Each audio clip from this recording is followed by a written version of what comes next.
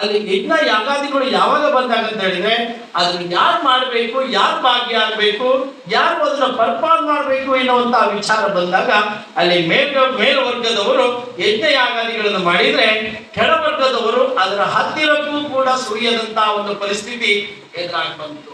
ಇದು ಯಾವಾಗ ಪೌರಾಣಿಕವಾಗಿ ಪುರಾಣದ ಕಾಲದಲ್ಲಿ, ಆದ್ರೂ ಕೂಡ ಇದು ಪುರಾಣದ ಕಾಲದಲ್ಲಿ ಕೂಡ ಅಲ್ಲಿ ಮನುಷ್ಯ ಯಾವಾಗ ಜಾತ್ಯಾತೀತವಾಗಿ ವಿಂಗಡಣೆಗೊಳ್ತಾನೆ ಅದು 10 ಹಲವು ಕಾರಣಗಳಿಗೆ ಅಥವಾ ಸಮಸ್ಯೆಗಳಿಗೆ ಹುಟ್ಟುಹಾಕ್ತು. ಮೊದಲನೇದಾಗಿ ಜಾತಿ ಪದ್ಧತಿ, ಇದರಿಂದಾಗಿ ಅಸ್ಪೃಶ್ಯತೆ, ಸತಿ ಪದ್ಧತಿ, ಬಾಲ್ಯ ವಿವಾಹ, ಜನಸಂಖ್ಯೆ ಎಂಬಿತ್ಯಾದಿ ಸಮಾಜಗಳು ಮುಂದೆ ಬರ್ತಾ ಬರ್ತಾ ಇವುಗಳು ಸಮಾಜಕ್ಕೆ ಕಂಟಕವಾಗ್ತಾ ಬರ್ತಾವೆ.